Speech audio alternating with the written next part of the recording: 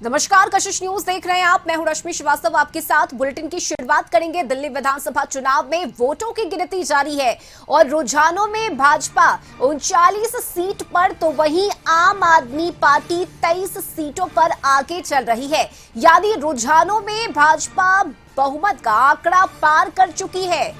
सुबह 9:45 बजे तक चुनाव आयोग ने 62 सीटों के रुझान जारी किए हैं और इसके मुताबिक भाजपा 39, आप 23 सीटों पर आगे है।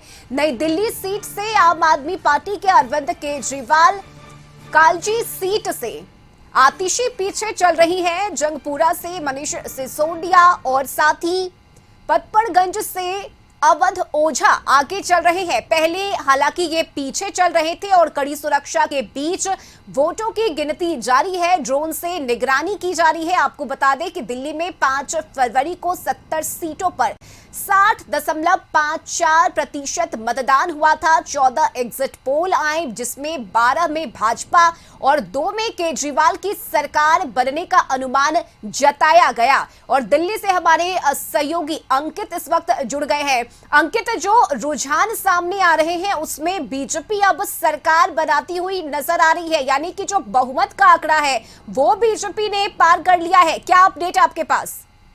बिल्कुल निश्चित तौर पर रश्मि, देखिए दिल्ली विधानसभा चुनाव में वोटों की गिनती जारी है। रुझानों में भारतीय जनता पार्टी 45 सीटों पर, आम आदमी पार्टी तकरीबन 24 सीटों पर आगे चल रही है। कांग्रेस को 1 सीट बढ़त पर है।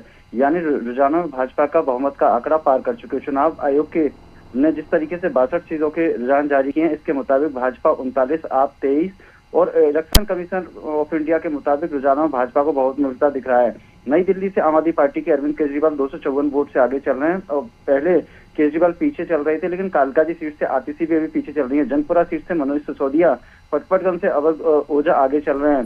पहले ये लोग सभी पीछे चल रहे थे, लेकिन निश्चित तौर पर जिस तरीके से काउंटिंग जारी है, ऐसे में जो आंकड़े सामने निकल कर आए हैं, 5 फरवरी को जिस तरीके से 70 सीटों पर 60.54% मतदान हुआ था, 14 एग्जिट पोल आए थे, 12 में भाजपा और 2 में केजरीवाल की सरकार बनाने का अनुमान जताया जा रहा था। तो कहीं ना कहीं निश्चित तौर पर दोपहर 12 बजे तक बिल्कुल स्थिति साफ हो जाएगी कि किसका पल्ला भारी है और किसका पल्ला हल्का है। तो जिस तरीके से लगातार जो बीच में मतदान के बाद जो काउंटिंग यानी कि सर्वे हुआ था, उसमें निश्चित तौर पर भारतीय जनता पार्टी को भारी संख्या में बढ़त मिल रही थी। तो निश्चित तौर पर जो काउंटिंग का सिलसिला भी जारी है, वो भी भारतीय जनता पार्टी का पल्ला भारी मिलता हुआ नजर आ रहा है। बिल्कुल अंकित, इसके साथ ही अगर हम बात करें तो कई ऐसी सीटें हैं जहां पर बीजेपी को बढ़त मिली है और ये असंभव जैसा होता हुआ नजर आ रहा है। ओखला की सीट की अगर हम बात करें तो ये चर्चा का विषय फिलहाल बनी हुई है, क्योंकि यहां पर लगातार आम आदमी पार्टी को जीत मिलती रही है। पिछली बार भी आम आदमी पार्टी यहां से जीती थी, लेकिन इस बार यहां से बीजेपी को बहुमत मिलती हुई नजर आ रही है।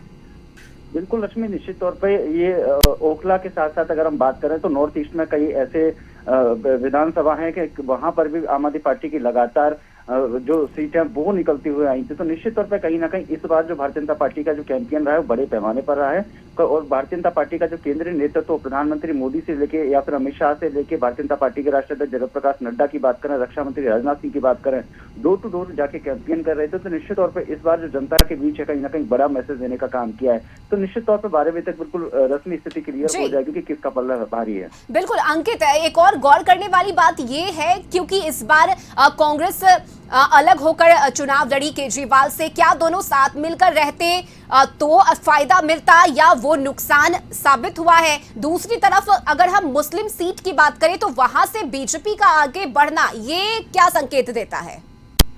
बिल्कुल निश्चित तौर पर रश्मि, देखिए कि जिस तरीके से जो लोकसभा चुनाव से पहले इंडिया अलायंस गठबंधन जो बना था, तो कई राज्यों में अभी चुनाव भी हुए थे, तो कहीं ना कहीं आपस में मिलकर चुनाव लड़ा था। लेकिन दिल्ली में जिस तरीके से कांग्रेस पार्टी अकेले चुनाव लड़ी है, आम आदमी पार्टी अकेले लड़ी है, तो ये भी कहीं ना कहीं भारतीय जनता पार्टी को एक कारगर साबित हुआ है। तो निश्चित तौर पर आपसी जो वोटरों की मतदाताओं की संख्या, वोटरों की संख्या, उन्होंने कहीं ना कहीं कांग्रेस पार्टी आम आदमी पार्टी में जिस तरीके से दिल्ली के अंदर विधानसभा चुनाव के अंदर आपसी में कलह देखने को मिली थी, उसमें भारतीय जनता पार्टी को भी कहीं ना कहीं बड़े पैमाने पर कारगर साबित हुआ। तो निश्चित तौर पर जो मुस्लिम बाहुल इलाका है वो भी कहीं ना कहीं इस बार जो भारतीय जनता पार्टी का जो केंद्रीय नेतृत्व, उन्होंने तमाम ऐसे मुस्लिम स्टार प्रचारकों को कहीं ना कहीं एक प्राथमिकता देने का काम किया था। वो भी लगातार डोर टू डोर कैंपेन, अभियान, रैलियां, रोड शो, जनसभाएं कर रहे थे। तो निश्चित तौर पर ये कहीं ना कहीं भारतीय जनता पार्टी के लिए एक पॉजिटिव पॉइंट हुआ। तो निश्चित तौर पर बस थोड़ी देर के बाद स्थिति साफ हो जाएगी कि कि किसकी सरकार बनेगी दिल्ली में। बिल्कुल अंकित, और ये फिलहाल शुरुआती रुझान है। अंतिम नतीजे क्या होते हैं वो भी हम अपने दर्शकों को बताएंगे, और अंकित आपसे भी लगातार अपडेट लेते रहेंगे। फिलहाल बहुत शुक्रिया आपका तमाम जानकारी के लिए।